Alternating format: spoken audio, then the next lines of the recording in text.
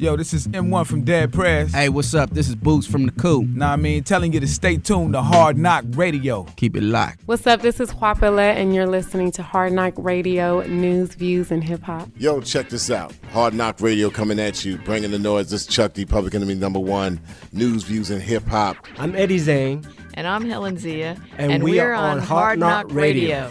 What's up, folks? This is your girl, Femi, representing the whole Bay Area. I'm here on Hard Knock Radio, news, views, and hip-hop. Stay tuned.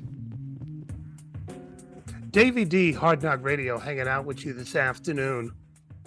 We've been wanting to talk with Professor Christina Bell Wright, and she's a professor down at Southwest Community College in Los Angeles. She's written a book called 360 Degrees as a Blueprint to Liberation. That's not the full title, but 360. 360, a blueprint to Black self-determination. Black self-determination. Thank you. I said liberation, but thank you. Same thing. Same thing. But no, because self-determination is very different than just having liberation. Right. You know, you can be free of a few things, but how do we define freedom and I think self-determination forces you to really look at priorities. How do you put that into practice, et cetera, et cetera. And so I wanted to deal with that because you recently penned a column, and you do this every so often. You kind of dwell deeper into the book, and you give examples. And I thought the recent column, Priorities from Theory, RBG, to Practice, RBH, was a fascinating one because you talked about the National Conference of Black Cooperative Agenda, which I think is important. We kind of touched on it with the folks from Cooperation Jackson. We had Kali Nkuno on to share his perspectives on the importance of co-ops, but I wanted to get yours as somebody who was in attendance as well. And what I thought was also fascinating was the referencing of the Black Panthers, and in particular Bunchy Carter, Right. because I even think there's a lot of folks who like to cite the Panthers and revere the Panthers, but don't follow some of the, I think, very what's the word I'm looking for? Very practical, Right. and I think very effective political advice that they were dispensing, especially Sure. when it talks about getting along with folks. Right. So let's start with the title, from RBG to Practice, RBH. What does that mean? And then let's talk about this conference that you were at. Okay, good to be with you again, Davey. Thanks for having me. And yeah, so I have been, researching and studying for the book Black Co-ops as a way to build microstructures towards, like you said, self-determination. And for me, self-determination is the only path to liberation, because anything kind of given to you can be taken, right? But if you're determining for yourself, for our community, everything we need, our institutions, our practices, that is how we can actually keep and sustain liberation. So Black co-ops have been a model of how we've basically been able to sustain the kind of oppression that we've been living on, people coming together to help each other, to take care of their communities. And we see a bit of a revival of that, I would say, in the last 3 years. Cooperation Jackson kind of being one of the leads, that taking that lead to kind of build that microstructure, community self-determination. The title itself was basically inspired by the conference and attending the conference, because, of course, it was very Black-centered, unapologetically. Red, Black, Green is what we mean by RBG. So kind of the flag, if you will, of Nation Time. So yeah, one of the speakers at the conference was from the University of Illinois, Chicago. They have an institute there that builds solidarity economies. And she mentioned basically that we have to not just fight and build or resist and build, but we also have to heal. And I thought that was, absolutely true, because I know how much trauma we've endured, as a people, but also in individual lives as well. And healed people are strong people. And so, like Ella Baker said, strong people don't need strong leaders, but we can't be strong if we haven't been healed, right? So her paradigm was resist, build, and heal. And I argued in this piece, the healing has to come first so that we can really start to build. Let me ask you this, Professor White. How do we not make the process of healing be either a distraction or an excuse not to do the work? In other words, if you need me to go shovel some hay and plant some seeds, right, and pull my weight, and I'm right, going, and I see this all the time, right, I'm just triggered. I need space. I need, you hear that. Right. And some of it may be very true. And a lot of it, just to be honest, is fake. A lot of it is people centering themselves and not willing to do the work that's required. We all have stuff that we're going through. But as you said, when I'm seeing so much dramatic stuff. Yeah, no, it's a fair point. And I think, on the one hand, I appreciate this kind of new gen of organizers that understand that healing has to be a part of the process, and that, we have issues. Mental health is a real issue in our community, and that needs to be addressed, and the silence needs to be broken. On the other hand, I think the way we do that, to your point, is to not center ourselves. So understand the difference, and I wrote this a long time ago, between self-centering and self-determination. Selfishness and self-determination.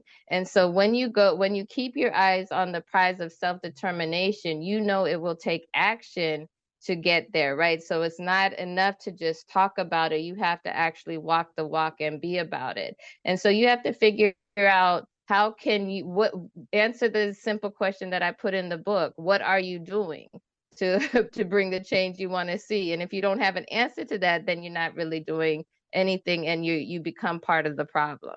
So if you have an answer to that question and you center self-determination, that will help avoid, some of the pitfalls of people falling into just the paralysis of analysis of you, if you will, or just talking about it but not being about it.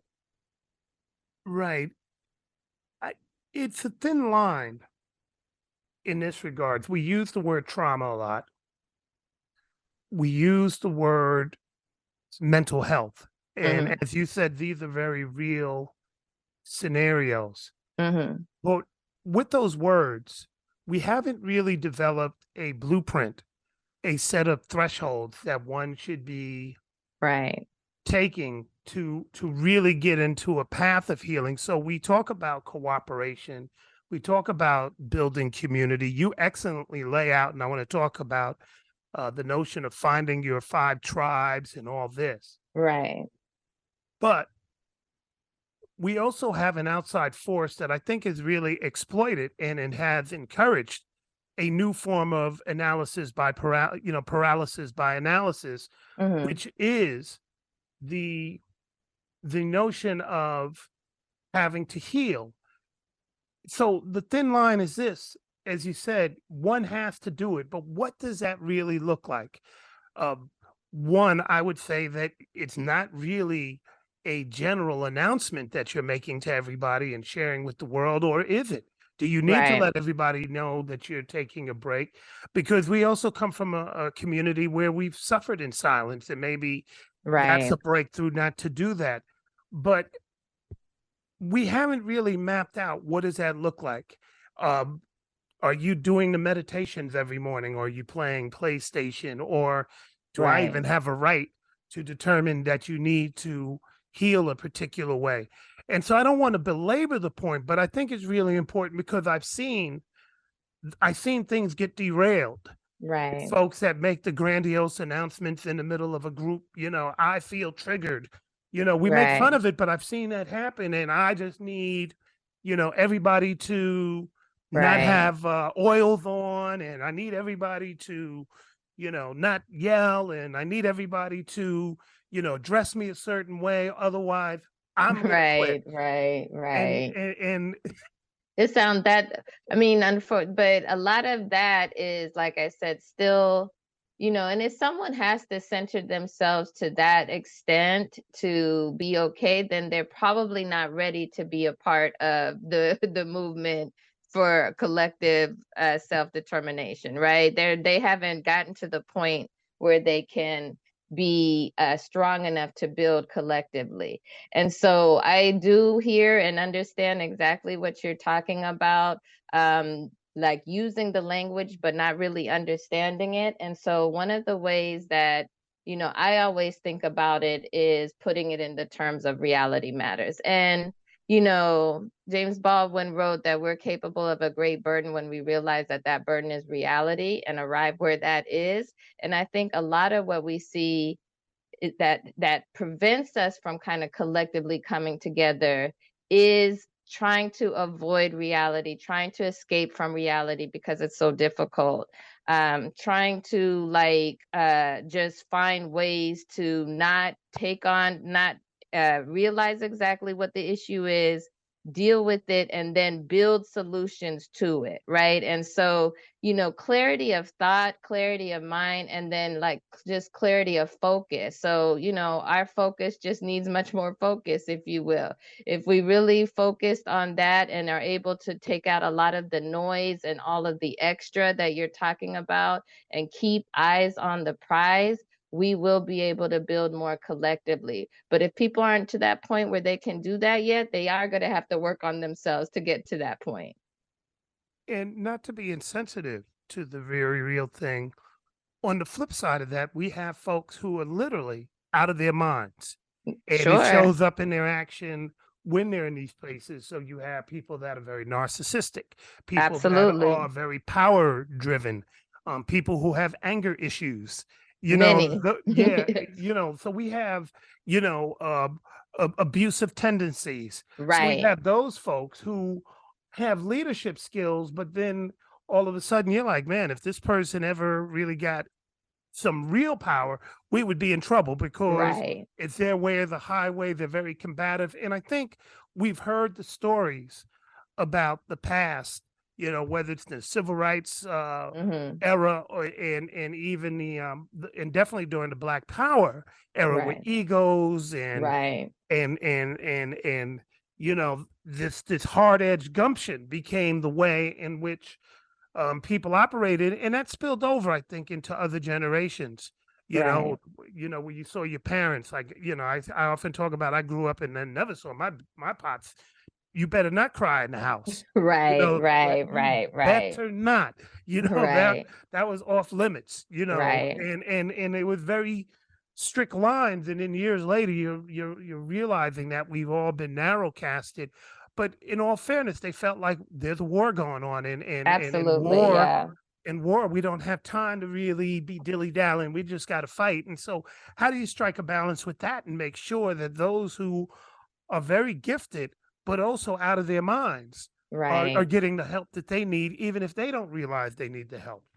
I mean, on the one hand, some people won't realize it and won't be open to the message either. And if that's the case, you have to move on and like I said, find your tribe that does understand and get it. Because sometimes we spend a lot of time trying to change people and fix people that are just not ready to be fixed or changed yet, right? And so we need to again, it comes down to having a real sense of reality and seeing and knowing what's the writing on the wall. If it's someone, you tell them the truth. You tell them that, you know, this behavior doesn't help our collective. This is narcissistic, blah, blah, blah. If they're ready to engage that criticism and still keep building, great. If they're not, move on, because you're wasting time trying to change folks that are not ready sometimes. Which leads to the, outside of your introduction to that article, it leads to, I think, a very, very important thing. You've often talked about it, but now you're giving us illustrations and color and right. and going into this. And it's definitely a build off of the book. Let's talk about these two concepts: find your tribe, get in where you fit in, and identify, build your, and Haudenosaunee. I'm gonna let you pronounce Right, that. I know. I we all have, because this is not my my primary language. So Haudenosaunee is how I pronounce it. But you know, someone, original person, might correct me on that. I knew it and grew up with the language of Iroquois League, which of course is a Western version of that. So talk a little bit about that, because I think this is very, very important. And this is, as we're gearing up for self-determination or continuing that journey towards it, I think these two chapters are essential to really understanding. Right. Okay. So the first, find your tribe and get in where you fit in.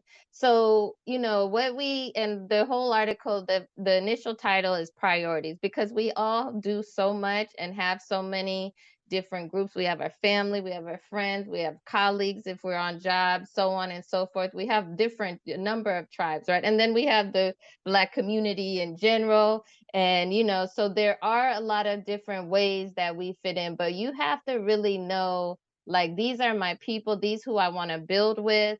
This is who I know will be there for me. If you look at kind of this 360 concentric circle blueprints, you need to know who are those people that will actually be there and that you will be there for, right? So when everything else kind of goes awry, when, you know, they come and take over the stores or try to push us out of, you know, through gentrification and so on, who is it I can build with to keep our property right here? Or who is it that I can go stay with when I have no other choice?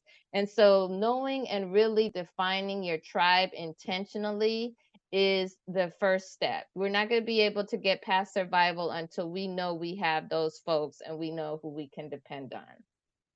And then, like I said, coming from the Black Cooperators Agenda conference and seeing this start of this National Black Cooperators Association, it reminded me that, you know, in spaces like that, we get to kind of cross tribes and see other folks doing similar stuff, but in different places, and learn from them and not always reinvent the wheel. And so forming those coalitions become really important as well. And it's also a way to kind of build power through, you know, numbers and people that have been done before. So as I knew it, as I said, Iroquois League was, you know, a number of nations in Northeast part of what is now this country that would come together and make decisions about things of the area and so on. But they also were their own separate tribes, right? Own separate nations. And a lot of people say that was kind of the model, not, you know, not Greece or wherever else they try to say was the model for federalism here, right? That was kind of the model for federalism here, where, you know, you had your states, but then the federal government kind of was the umbrella that they could work together under. And so a lot of people say that's kind of where the model came from, because of course, well, those Europeans that were coming from Europe at the time were coming from monarchies and so on. So in the chart, you have empower, elevate, educate, business, service, survival. And you also talk about having 10, you know, Right. you that's the goal, to really identify 10 that Right. you can really build. That's some work onto itself. It requires you It to is. know. Right. It also requires you to develop strong relationships with people, or at least have some sort of relationship, which Absolutely. we don't always do. Right, absolutely. Like you said, it's work. It's not a small thing and it's ongoing work, because, you know, you might have your 10 survival that will keep you survival, and then some of them may fall off, whatever. It's kind of a constant process, but to be much more intentional about it and understanding about it will help build out that self-determination. So of course you start there. And then you have to go recognize what you have in your community, what businesses to support that will support you and your community, what CBOs, community-based organizations and services that you have that will support you, and so on. And so, yeah, there's research behind it. It's, finding out where these places are, supporting them, learning how to really develop a strong social support network, and understanding social networks as like structural, right? And that's the key that a lot of people don't understand. These relationships create structure. And so as a grad student at UC Irvine, my dissertation was a social network analysis dissertation. And it was fascinating to me when I saw two different classrooms. It was a middle school I was doing, two different classrooms where only one person changed. The whole structure of it changed, where you could visualize the difference between how things were run in one classroom versus the other. So we need to know and understand how our relationships can become structural. When you say structural, what do you mean by that? So, we live in a social structure where we say, for example, both you and I, anti-capitalist and understand how capitalism has been a problem, but we also have to feed our kids. We have to work and sometimes go get a paycheck. That's the social structure, right, that we live in. It can change, and it has changed, and so on. It's also a social construct, meaning that it's not something set in stone, but it is structural, more foundational than just kind of a relationship that you have with someone that is just to discuss or whatever. It becomes kind of the structure of your life. It becomes how your life is founded. So by structure, that's what we mean. It's basically kind of the foundation, if you will. Now, you have been very clear about not wasting time, Professor White. You've been, you're not going to change people, so fine, get in where you fit in. Right. What I was leading to is I'm looking and I'm going, wow, okay, businesses to support, organizations to support.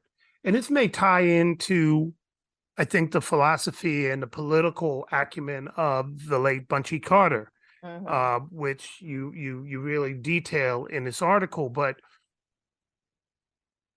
part of the research to me when I'm reading this is to maybe stealthily identify, observe, don't walk up and be like, Tina, Professor Wright, I don't know if I can support your business, huh? Like you're put on the spot. What are you talking about? Because you're not really, a socialist Democrat, and I'm a, and I'm a commie. You know what I mean? We start to put people on the spot and not let them just be. Is there room for the bougie folks? Is there room for the grassroots folks? I see people do that all the time. I don't mess with them. They're kind of bougie. Unfortunate. I'm for the streets, that sort of thing. But shouldn't we just be, laid back and seeing, okay, there's 10 businesses. I like business one because I like their vibe. Their philosophy fits mine. I like organization two. They seem to have a model that is comfortable for me. I have small kids, and they do childcare with the other one. Work. Okay. That's in this, I send my class every single end of semester, kind of final thoughts. And one of them comes from Iyanla Vanzant, where she said many, many years ago, be against nothing, but just be clear what you're for. I don't waste a lot of time by Bunchy Carter's kind of guidance, looking at folks and talking about what I don't like about what they're doing and what they're doing wrong, and putting them in these boxes and whatever. I'm very clear about what I'm for, what I'm trying to do, keeping eyes on the prize, and building just like how you said. You find this is what you like, what they're doing, this provides the service you feel like for the community, do that. Don't waste your time, because like he said, the people will go to who they relate to. There's no reason to like be in any conflict with other Black organizations. The history will decide and the people will decide, right? And that's how I try to keep my eyes on the prize. So is there room in this journey for self-determination to have organizations that have very rigid structure? You know, we have a leader, we have, sub leaders, we operate very rigidly, and this is what we do. And I've Right. seen this conflict show up. Well, I can't really get down with them because they're leaderless. They do things by consensus. I'm not with the consensus thing, right? Right. And then you had this back and forth. I first really saw that during the Occupy movement, and then I saw it later with the BLM, where people acted autonomously, and people were like, "Well, I can't really get with them because they're too inclusive." You know what I mean? They had Right. all these hangups, and it's like, okay, my thought was like, just do your own. Get in where you Those- fit in. I mean, there's enough. Get in where you fit in. There's Yeah. enough police brutality going around for everybody to fight. Right. I mean, and that's what, honestly, David, and I put it, in my book, and a lot of people I feel history tells us this, and I feel like, my research tells me that I don't think we're anywhere near, especially in this country, ready to see real Black self-determination, right? I feel like you're going to be able to do it in much more micro level, kind of like what Cooperation Jackson is trying to do. So Cooperation Jackson is trying to do it for their community there, but that's not going to save all Black people in this country or across the globe. You understand what I'm saying? And so, but it will save and help those that buy into it there and have them have a very different life experience than they may have had without it, and that's what I'm trying to see people build everywhere. I believe that hierarchies are inherently unequal, and so for me, liberation and self-determination has to also deal with equity and basically being able to define for ourselves what we want. And so a hierarchy situation will never work for me in that, but I also know structurally sometimes someone has to step up and make decisions, because people will go on, and like, again, back to the paralysis of analysis and so on. And so sometimes there's a need for leaders and to step in, or I would call more mentors than leaders, right? Who have the experience, who can help guide you on your way to where you're trying to get to, and so on. But yeah, I do believe that these are kind of microstructure solutions, and not, for me, this, which I believe is already happening, but this system has to fall, this empire has to fall before we can try to completely rebuild. But we can also save ourselves in the meanwhile in our communities. Professor Tina Wright, how much do you factor in the desire that many have to be part of the empire in its offerings? I want structure. I want to be the one to be the leader. I want to be able to proverbially hold the whip. I want that power. I've been dreaming of this all my life. I've come close. I got some money in the pocket. Now I'm going to get me a house, and I want to experience that American dream. And I'm not alone in thinking that way. And in order for me to do that, we need to be a part of something that has discipline. That's the word we're going to use, discipline, right? Where we take orders because we're soldiers in this war, and that's what I grew up admiring, and that's what I want to continue. That is a big part of our, it's cultural. It's a cultural thing it's cultural now. Yeah, it is cultural. And so, hopefully people are open to see and explore and research other cultures that have done it differently throughout history, and provide other models. But yeah, we have been, socialized and it's become part of our culture now for those kind of types of structures that are less communal and more authoritarian, if you will, and so on. And I get We're there's moving in also that part direction right now. exactly, but Country. exactly. And then you also, like I said, reality matters. I think we also have to understand kind of human nature and behavioral social science too. This is where my sociology kicks in. And I always say, like, powers that be use behavior and social scientists to understand us better than we really know and understand ourselves, right? So there is all these kind of things about safety and inclusion and wanting to be a part of something that they play on constantly, that we fall into, if you will, because it's part of who we are as people, as social beings born into kind of that. And so we connections do matter, but how we define them makes a difference, right? And so culturally, they've been defined in this kind of hierarchical way, which, you know, I know as a sociologist, and that it's all socially constructed, that it just doesn't have to be that way, and we can build different. Real talk. So let's come to my favorite part of this article, which is relate to the people. You've been speaking on that, but let's go a little bit deeper. You bring up Bunchy Carter and Dr. King, right? You pull out a quote that was featured in the SF Bayview. Big shout out to them, where Bunchy Carter lays out this philosophy. You want to break it down for us? Right. So, you know, Bunchy Carter down here in LA area of the Black Panther parties, basically, for those that know the history, know the issues between Black Panther Party and US organization down here, right? And what it led to at UCLA and so on. And so That's when the two people were shot at UCLA.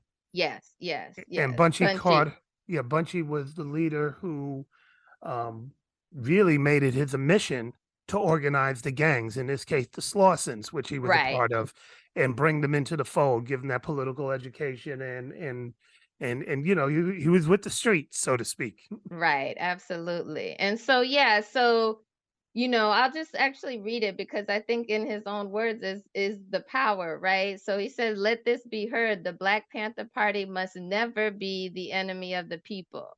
They must never put itself in that other organizations can make them seem to be the enemy of the black people. History will show we have the correct analysis of the problem. The people will relate to the party that relates to them." So let me say that again. The people will relate to the party that relates to them. Therefore, we must continue to relate to the people. Therefore, we do not get into squabbles with other Black organizations. We do not have time for this when engaging in revolution. Let this be done. And that's what I said earlier. I don't have time or take time to do squabbles. And you know me for a long time, Davey. You know that's just what I do. So I know those spaces you talk about well. I'm sometimes in them, but I'm never one of those that will be contributing to the lack of focus, if you will, you know? Right. And unfortunately, you know, because you had the full weight of the state, COINTELPRO, the deliberate pitting of organizations against each other, you know, the Panthers had their own, I mean, you know, splits in the party. Sure. You know, Which I said that, yeah, I'm sorry, but that's to the point that how they know behavior and social science better than we do and use those kind of things to pit them. Yeah. So you also talk about King, Dr. King. You want to bring him into the fold as well. Right. And it's always a full circle. And you know, 360 represents a full circle for me. So it's always real interesting that this is full circle. Because for me, Malcolm X via Public Enemy was kind of my teachers and how I developed my worldview and so on. But early Malcolm X was always trying to kind of debate King, right? And saw them as different ways and so on. And so, but King went out of his way to never really criticize, you know, Malcolm or even the nation and all of that. And he always put his work in a positive action framework. So positive and action being the key words there, instead of consistently engaging in negative debate, because people love to talk. That's another thing that we need to know in reality, how we are as human beings. We love to talk, and we can get into this kind of constant negative debate. You see it all day long online, and so on. But if you keep your eyes on the prize of a positive action framework and not get kind of delved into debating, that would be, we would see more progress. And then it was interesting because, Malcolm X kind of came full circle and said it towards the end that we both want the same thing, liberation for our people. And so some of kind of the early talk that he did about kind of these so-called, what he called, like so-called Black leaders and all of that shifted towards the end of his time. We also know that some of the criticism that was highlighted wasn't really said. I mean, that just came out recently. We're Right. hearing about that. So Right. again, But he did say some, and I Yeah. did hear there are tapes of him saying some, Right. yeah. Which if you compare, you will. But then when you compare their speeches, they're basically talking as very similar things. I think you did that one time. Right. Well, the other thing that we also know is that Malcolm operated on principle, and even though he had his public critique, he had his oftentimes very private support, and Yes. private support meaning like, I don't want to be a distraction. So he Right. criticizes the march on Washington, but many Right. people don't know that he actually went to that march. Right. Like, Right. he didn't put himself like, yo, you need to see me.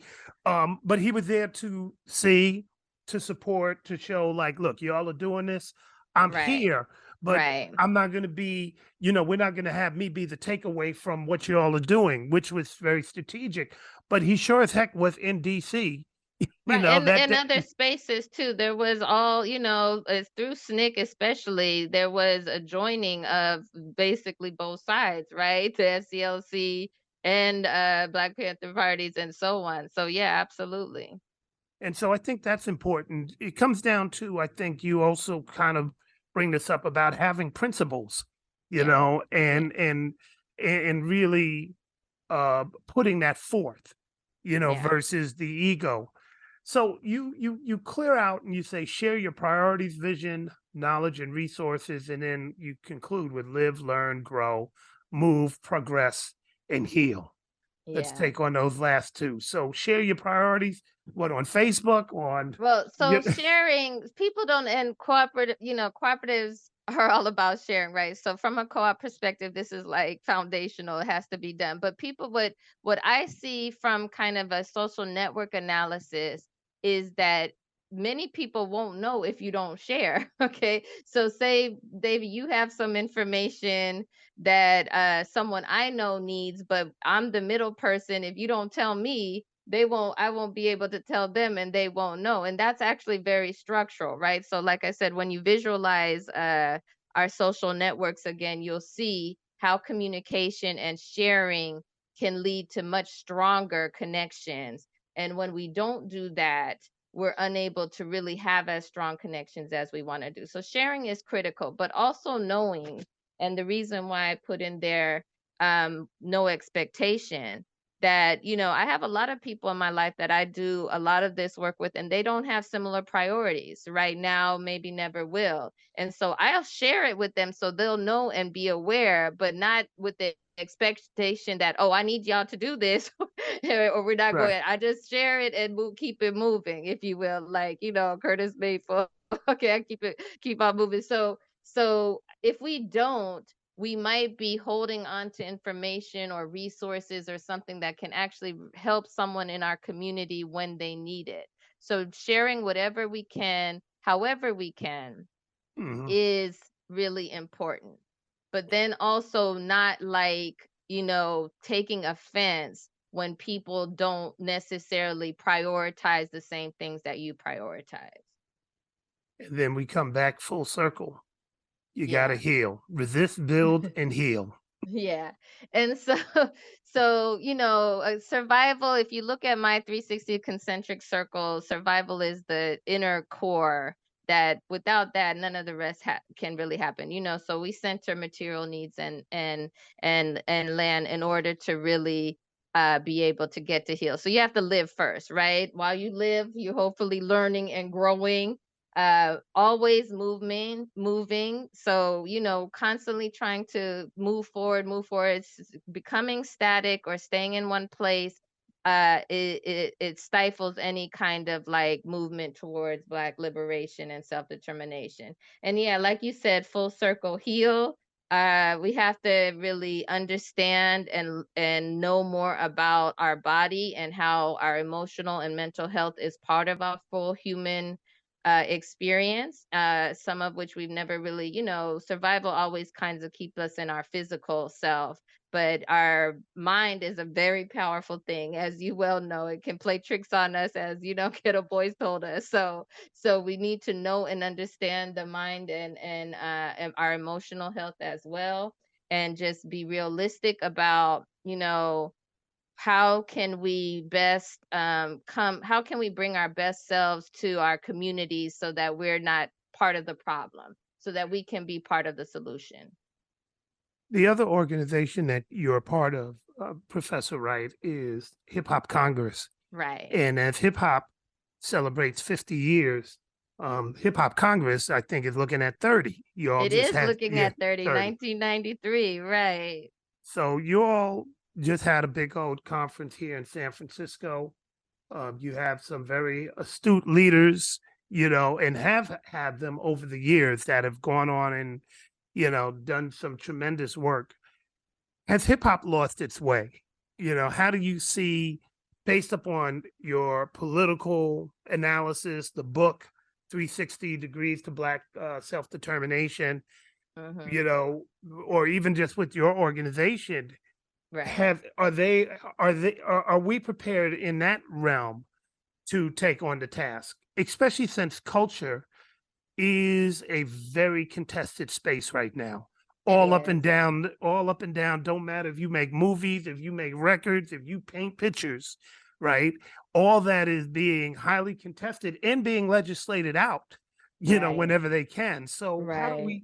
how are you seeing our response collectively or maybe Hip hop. organizationally? Hip hop, yeah.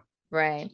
Interesting, because I did see and hadn't been paying attention much because, hip hop for me has always, and I have it in my bio, been about the people, right? Been about us more than even the elements or the cultural expression. So I saw that a video of them saying that hip hop hasn't even had a top rated Yeah. song this year, and what's going on with hip hop.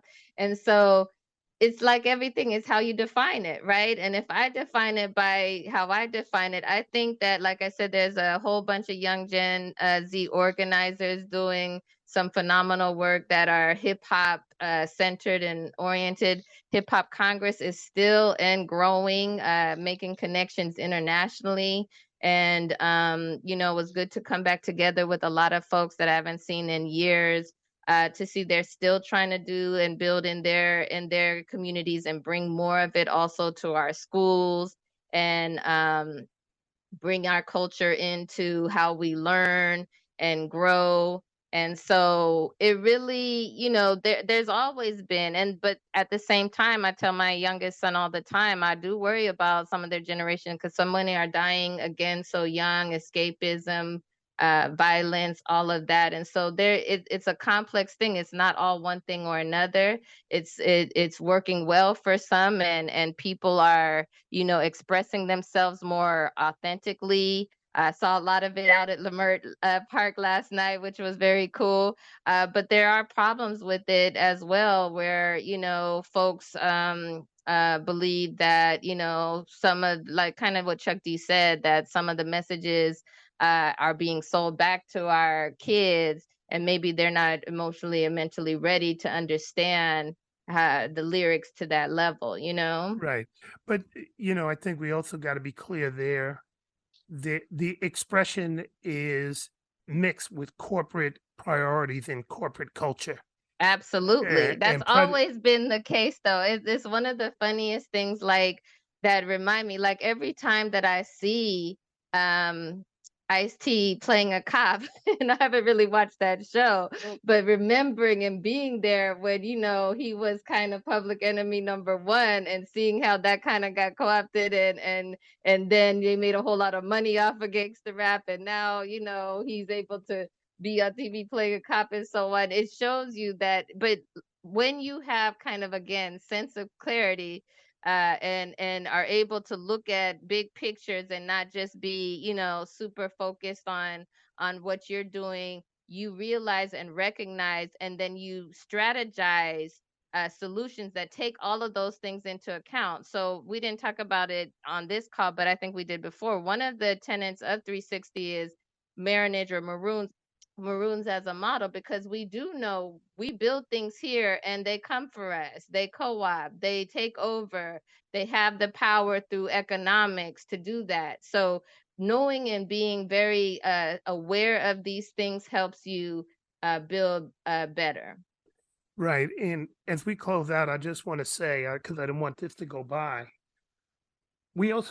clarity is important, and having a deeper understanding of all cultural languages, Yeah. because what I found interesting is people bemoaned the Billboard as if that should be the standard of determining success. Right. If you actually look at the chart, 6 of the 10 are hip hop artists. Yeah. One. And the number one artist who, when this conversation first emerged, is a country artist named Morgan Whalings, right? Yeah. If you listen to his music, not his song that he has is pretty standard country, but his other stuff have all kind of hip hop beats. He's hooked up with Lil Durk, Right. like you're listening to some of the Right. country stuff. It's like Right. it has the same. It has you can dance to it. I played some of it. Right. There's not much of a difference. And now they're let me go to Chicago and get a spitter on my country song, and we're gonna make it happen. And you can look at the Little Nas X's and others who may have helped usher that in, but so they're using hip hop to go number one. And then the other person, Taylor Swift, has a song that is charted and didn't chart until she went and got Ice Spice on there. Right. I mean, it's a good point though, that what you kind of remind me of, but a lot of, and that's also kind of human nature, and it's becoming even worse, instant gratification. But one of these social influencers that I brought out to campus one time, Conscious Lee, says research over me search is one of his tags, right? And research takes some time, but it's much better to really know and get deep into things like you just did and broke down, than just kind of believing what you hear and see, just like that is gospel, and not going and looking at the background and so on. So yeah, if that's something that people really can do, research, as a research person, even though I didn't go into doing research full time, I do understand its value, and to really know and delve deeper into things before making kind of judgments and decisions. Right. And I think it's more of a Western construct Yeah. to have the attitude of number one. It's one it's one or nothing. Right. Right. Well, you know what? I'm very happy. I might not have, I can live off a few million. I don't need a few billion. I can live off a few million. And so if I'm occupying, 6 of the 10, we're doing pretty good. You know what I'm saying? We're it's not like we disappeared the way that it's framed. It's like you're not number one, so therefore the whole genre just disappeared. No, everything about our footprint is reflected in everywhere, all that music, from top to bottom. And so you might not have your traditional artist, but I tell you what, Morgan Whaling ain't up there if he ain't doing a dance with hip hop versus the other way around. Right. And that's something that, we have to understand that. And that's only if, that's just some solace if you feel that Billboard, which, a lot of times you buy and pay those, those spots, as far as I'm concerned. Right. If that's your determination. Right. Which to the point is, it's how, and self-determination is defining for ourselves, right? And so for me, I don't pay any attention to those things, because that doesn't define for me what success is. And so so being able to, self-determine and not have it imposed what is number one, what is success, all of those things, defining those things for ourselves is key. I just came from the Bottle Rock, concert where I DJ'd, and, DJ Umami was rocking hip hop at the food court that had thousands of people. You had Wu-Tang and Lil Nas headlining, you know, drawing more people than Sheryl Crow and others. So we're alive and well. But I will say this.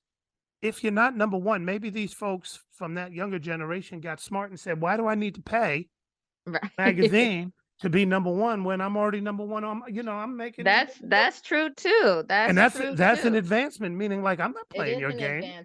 It is an advancement, which is why I said like this generation, super not mad at them. I feel like they have learned and are growing from, you know, where we were and moving forward, learning I can do this on my own and don't need these middle people, you know. So absolutely. Bringing that 360s. That's exactly what Sister Soldier said. 1988 at the New Music Seminar, when she was using the name Lisa Williamson and was speaking and said, you know, the middleman will kill our community every time. Right. You know, and she was chastising the artists that she organized with for allowing the industry to come in and determine who could do work with her or who couldn't. You know, she was talking about Carol Lewis was now, you know, stepping in and like, nah, they can't help you do voter registration. And she's like, but I've known these people before you was even in the mix. And no, and to that, Davey, that's why I included a lot of these other pictures and memes, and one from Carter G. Woodson, because I think it's critical. He says history shows that it doesn't matter who's in power or what revolutionary forces there are. Those who have not learned to do for themselves and have to depend on others never attain any more rights or privileges in the end than they had in the beginning. So that is, to me, eyes on the prize, you know? And that's something to end on. Professor Tina Bell White, thank you so much. Right. Did I say right? What did I say? White? Yeah, but you said both. I think that's my accent and not being able to pronounce that R. Right. Can I, before you close real quick, Davey, I want to shout you out because, you know, you mentioned my other organization. I haven't had a chance to talk about UTN, but we're having an event July 16th, and you are our inaugural media literacy honoree because of all the work that you've done. I couldn't think of anybody else that fit this as well as you. And so I want to honor you. I want to thank you for all the work you've done around media and media literacy for our community. So I just want to big you up real quick before we end. Thank you. And I look forward to being down there. We're going to take a break on Hard Knock Radio. We'll be right back. It's still in San Diego. You can hear a baby cry as the trains in New York City roll thunder down the line. The teachers rise in Richmond as they sleep in San Antonio, while the harbor lights on Baltimore got nurses headed home, and the Joes of Maricopa say a man is but his wrong. It's morning in America, but I can't see the dawn.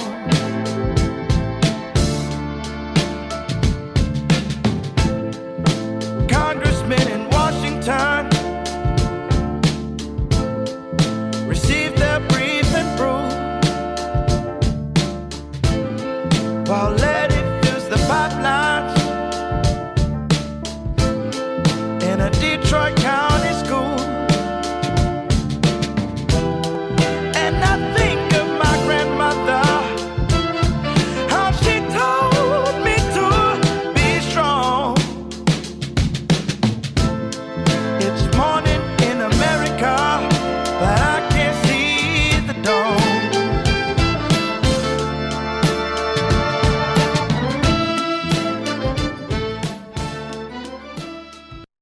KPFA has always been more than a radio station. We're a local destination for discussion and connection. When you turn on 94.1 FM or check out KPFA's website, you too belong to the Bay Area. Our local programming, news, analysis, culture, and alternative music is reflective of where we live, who we are today, and how we're growing as a vehicle for community engagement. Please donate today at kpfa.org. Thank you.